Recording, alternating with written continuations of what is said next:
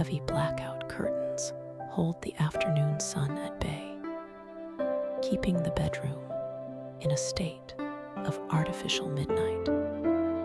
My internal clock wakes me before the alarm has a chance to sound. It is 4 in the afternoon. My day is just beginning, while the rest of the city is thinking about winding down. I stretch, feeling the cool cotton sheets against my skin, and exhale a long, steady breath. There is no rush. There is only the routine.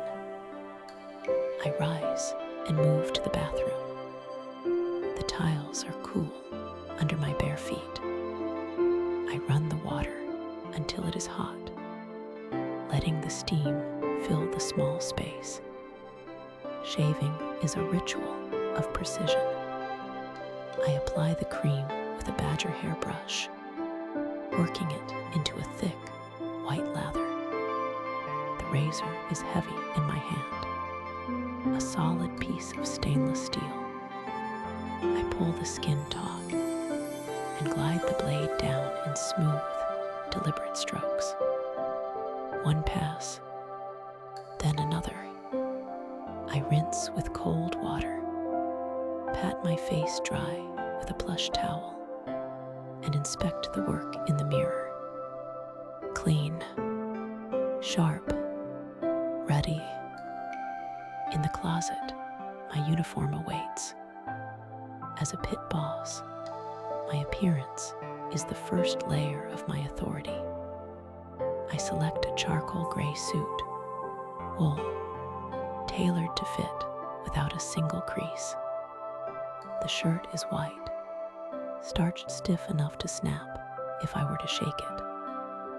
I slip my arms through the sleeves, buttoning the cuffs with silver links that catch the dim light.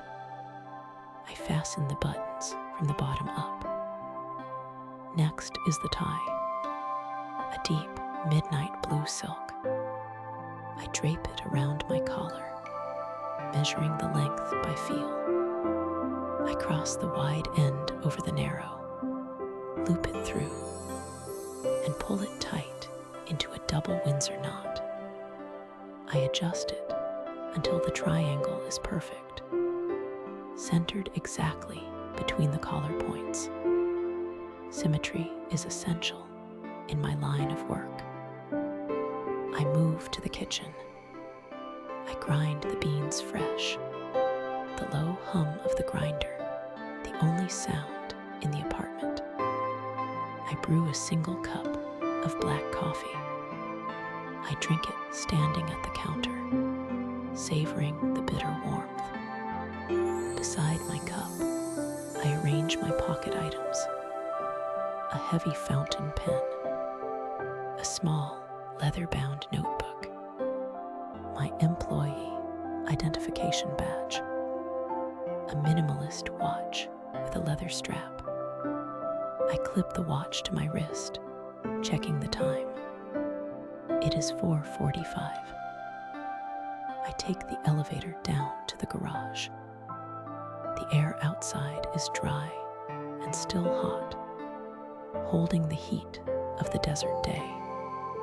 I get into my car, the leather seat warm against my back. I start the engine, and it settles immediately into a quiet, vibrationless idle. The drive to the casino is a transition.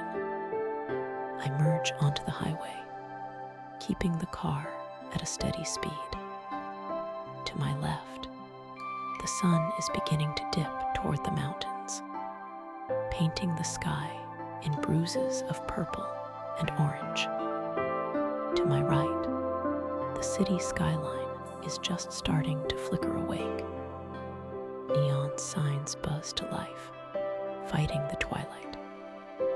I enjoy this time inside the cabin of the car.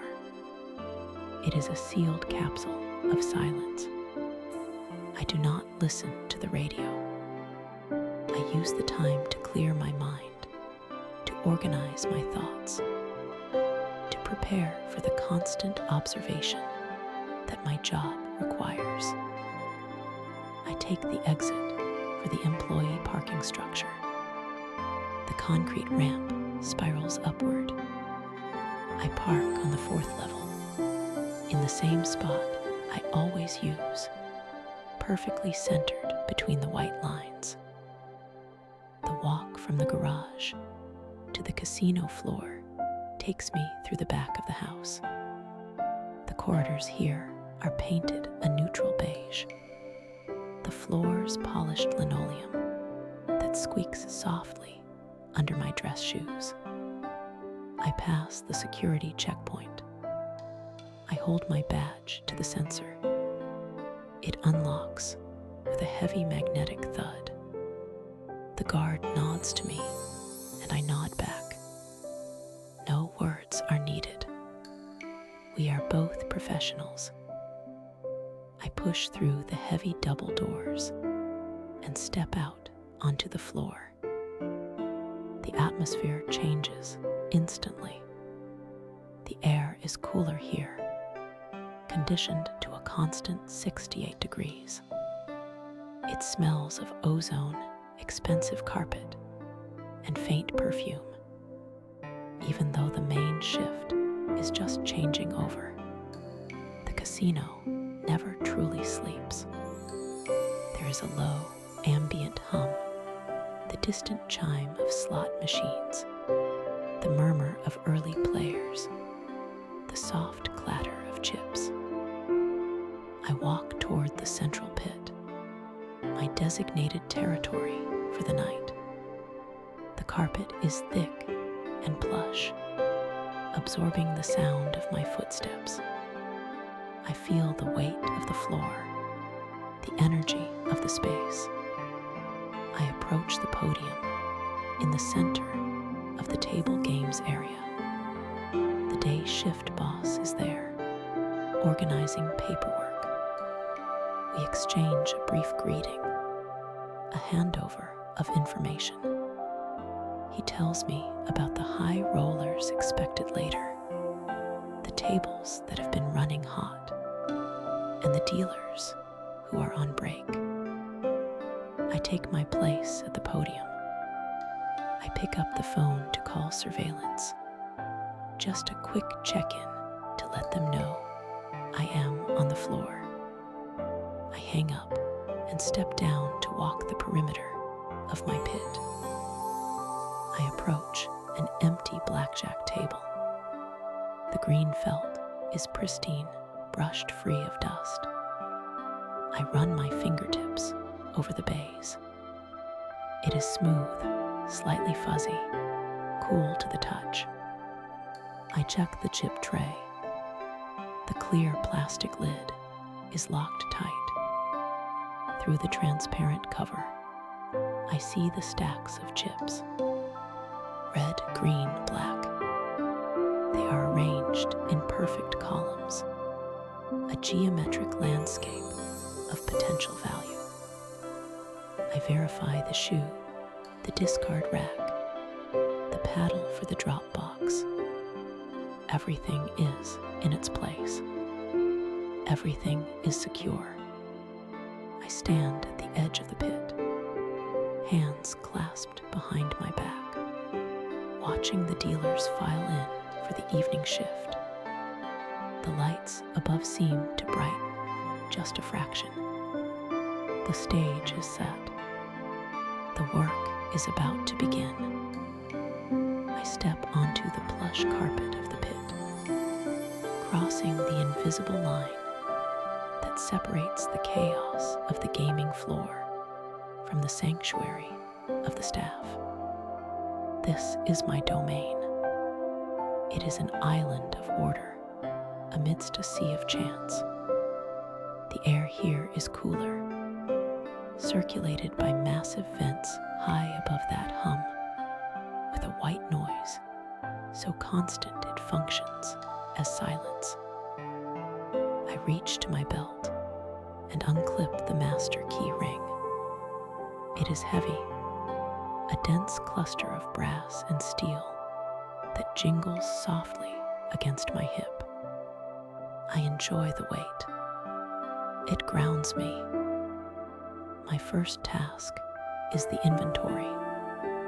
I approach table 4, a blackjack table draped in emerald green felt. The fabric is brushed perfectly smooth, devoid of dust or lint. The dealer, a man named Marcus with hands as steady as a surgeon, nods to me. We do not need to speak. He knows the rhythm as well as I do. I select a small silver key from my ring and slide it into the lock of the chip tray, known as the float. The mechanism yields with a satisfying mechanical clunk. I lift the clear plastic lid, setting it aside. Beneath the fluorescent lights, the chips gleam. They are arranged in rigid columns, color-coded and precise. I run my eyes over the stacks. This is visual mathematics. I do not need to touch them to know the count.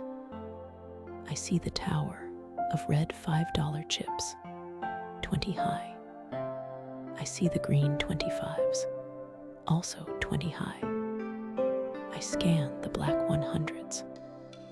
I note the solitary purple 500s in the back. My mind tallies the total instantly. I pick up the clipboard resting on the podium, uncapping my pen. The ink flows smoothly onto the paper as I verify the opening count. Marcus signs. I sign. The paper slides back onto the clip with a snap. The table is open. I move to the next station. Here we are introducing new decks. The cards arrive in brick-shaped cartons, sealed in cellophane. I enjoy the ritual of the seal. I pull the red tear strip, and the plastic falls away. The cardboard box opens with a friction-heavy slide. I tip the cards out.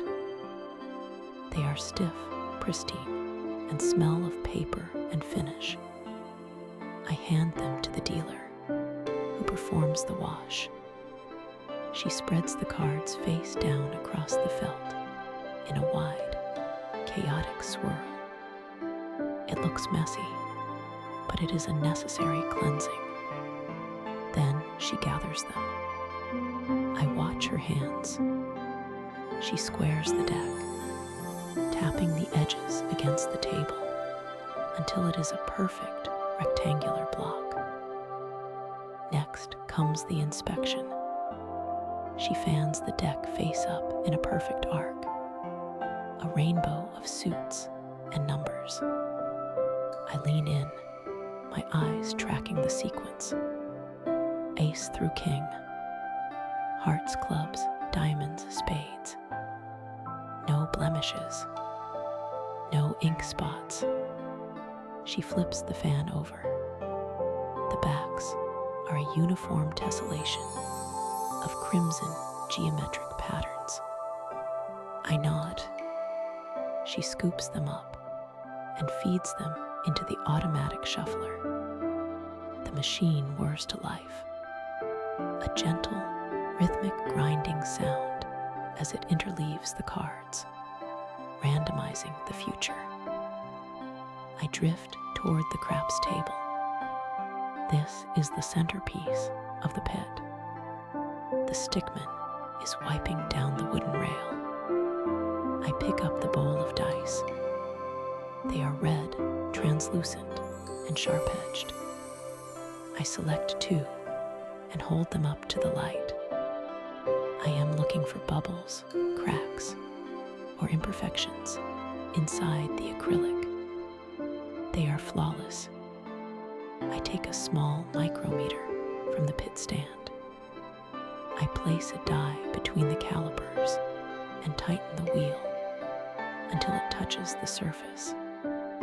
I measure the height, then rotate it to measure the width, precise to the thousandth of an inch.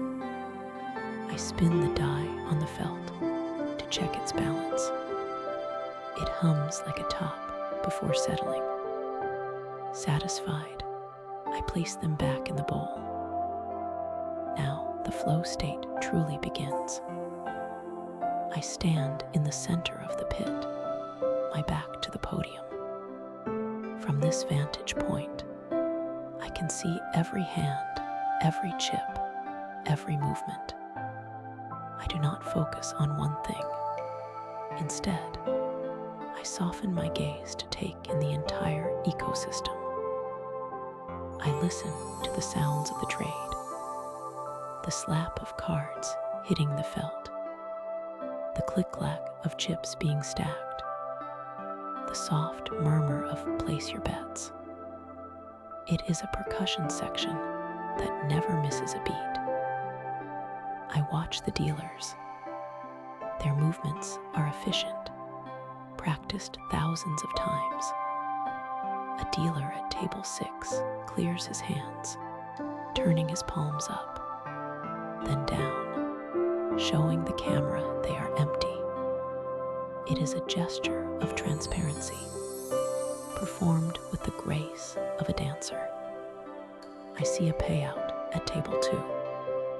The dealer cuts into the stack of chips, separating them into smaller piles to verify the amount before pushing them toward the player. The motion is fluid, a transfer of weight and value that happens in under 2 seconds. There is no stress here. There is only the procedure. Every action has a rule, and every rule is being followed. I am the conductor of a silent orchestra. I check the time on my wrist. An hour has passed, yet it feels like minutes. The pit is breathing, inhaling bets and exhaling payouts, and I am standing at the center of its lungs, ensuring the air remains clear. I spot David approaching from the direction of the cage. He walks with the same measured gait we all adopt eventually, a stride that eats up the distance of the casino floor without looking hurried. He is my relief for the next 45 minutes. I wait for him to step up onto the riser behind the podium. We do not need to say much. I slide the clipboards toward him, tapping the column where the table drop totals are recorded. I murmur the status of the high limit table, noting a player who is running hot but remains friendly. David nods, his eyes already scanning the layout of the 4 blackjack tables in our pit. He taps the counter on the desk to signal he has the helm.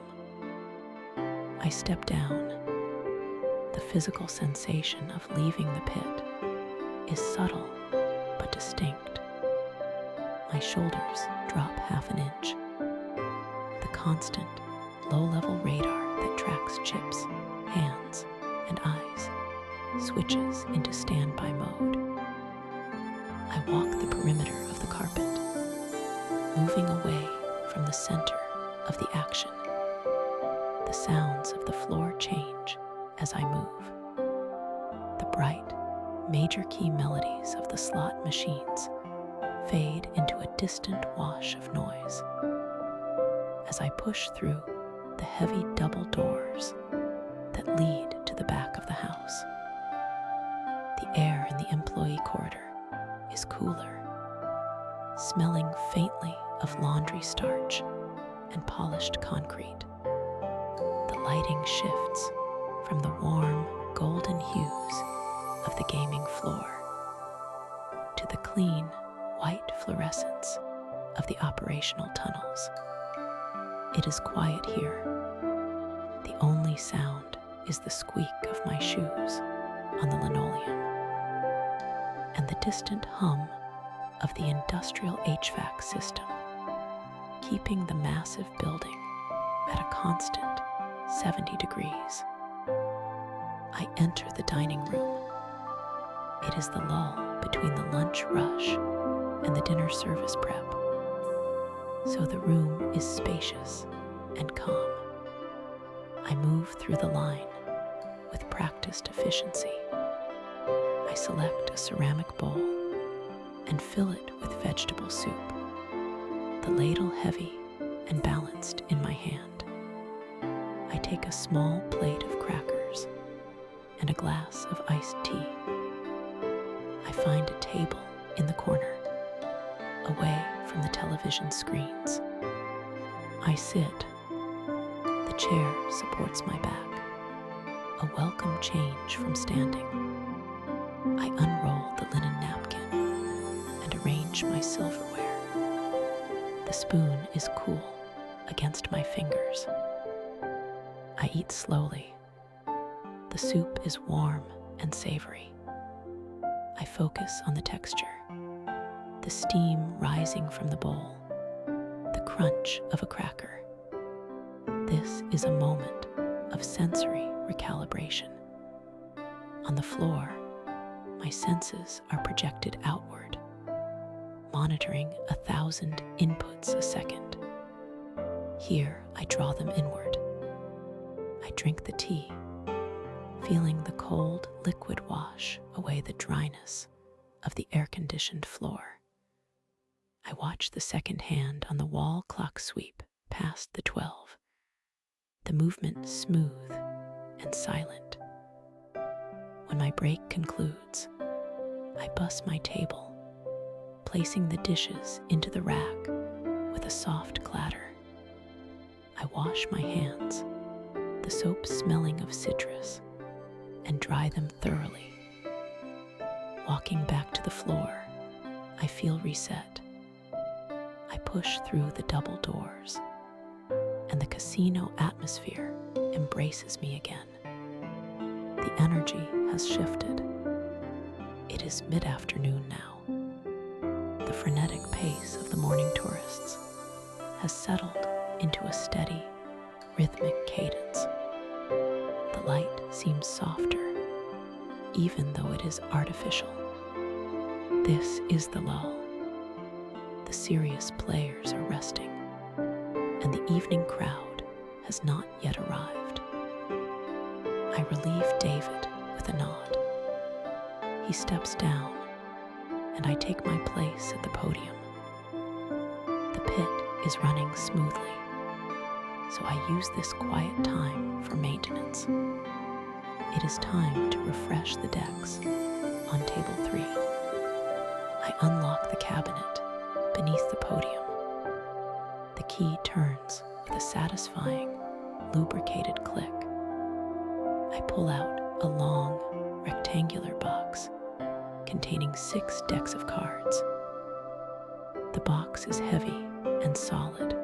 I break the perforated seal with my thumb. It gives way with a sharp tear. I open the flap and slide the first deck out. The box is cherry red. The cellophane wrapper is tight and glossy. I pull the gold tear strip, peeling the plastic away in one long, spiraling ribbon. The sound is a high-pitched zip. I slide the fresh cards out of the tuck box. They feel like a solid brick, perfectly compressed. The edges are razor sharp and white. I fan them once to check for imperfections. The cards cascading from one hand to the other with a fluid, rushing sound like water over stones. They smell of paper and finish. I repeat this process for all 6 decks. Open, peel, slide, fan. I walk over to table 3. The dealer finishes a hand and looks up. I place the fresh cards on the felt. We follow the ritual. The old cards are collected, verified, and dropped into the lockbox. The new cards are spread across the green baize face up, then face down, a wash of red and white patterns. The dealer gathers them. She places them into the automatic shuffler. The machine hums to life, a low mechanical whir that signifies the start of a new cycle. I return to the podium, pick up my pen, and log the time of the deck change in the ledger. The ink flows smoothly onto the paper. Everything is accounted for. Everything is ready. The relief shift manager, a man named Marcus, who has worked the floor for 20 years, approaches the podium. It is exactly 3 in the morning. His arrival signals the beginning of the final ritual of my shift, a precise handover of responsibility that ensures the continuity of the game. We nod to one another, a silent acknowledgement of the transition. There is no need for excessive chatter. We both know the rhythm. I open the digital logbook on the terminal. I scroll through the shift notes, highlighting the high action tables and the players we are monitoring. I point to the screen, my finger tracing the lines of data. Marcus leans in, absorbing the information. We discuss the credit lines, the fills, and the markers. The conversation is low and efficient, a shorthand language of numbers and codes that we both speak fluently. Next comes the physical verification. We walk together to the active tables in my section. We do not interrupt the dealers or the players, but we stand behind the box, eyes scanning the racks. We verify the chip counts visually. The stacks of black, green, and red chips sit in perfect towers within the clear plastic trays. I watch Marcus note the totals. He gives a small nod. The inventory is secure. The math balances. Back at the podium, I finalize the shift report.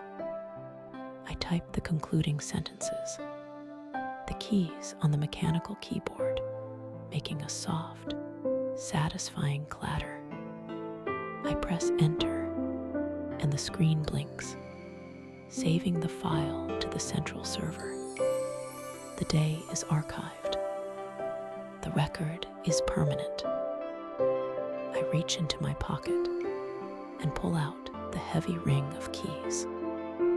These are the keys to the chip racks, the discard holders, and the podium itself.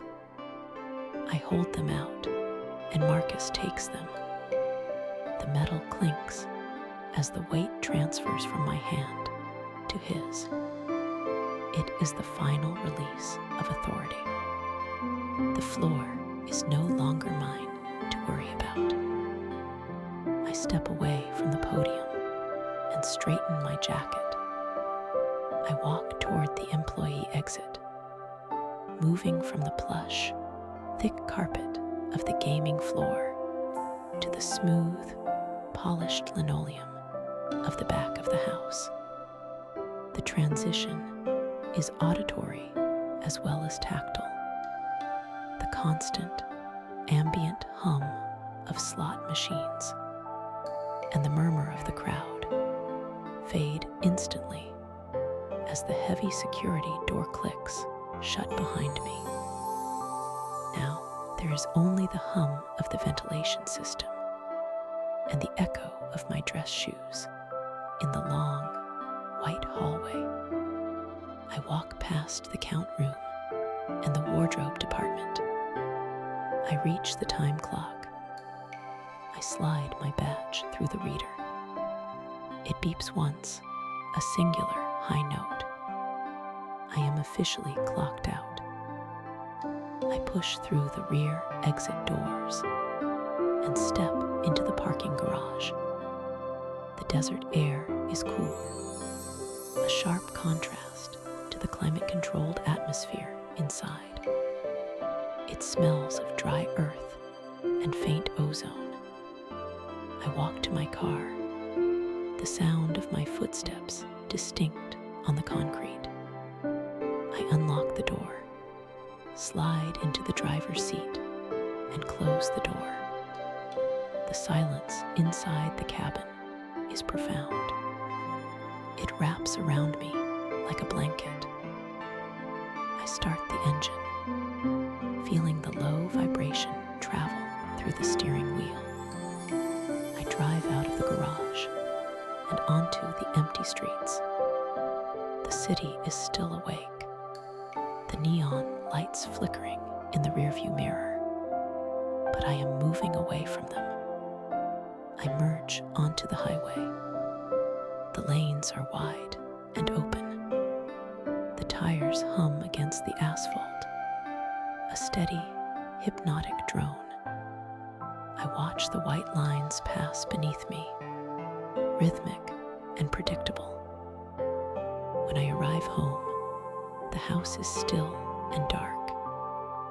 I lock the front door, the deadbolt sliding into place with a solid thud.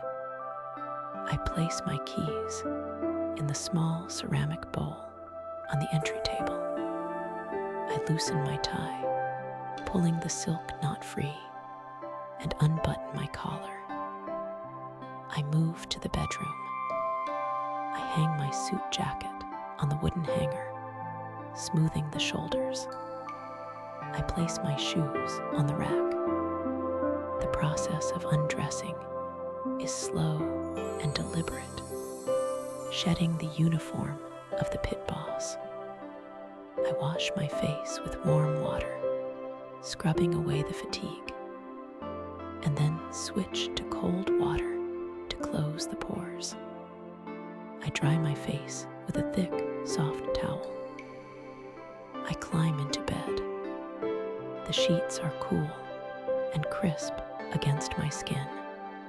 The weight of the duvet settles over me, pressing me down into the mattress. I close my eyes. My body is heavy, completely relaxed. My mind replays the day for a split second, seeing the perfect stacks of chips, the balanced ledgers, the smooth rotation of the cards.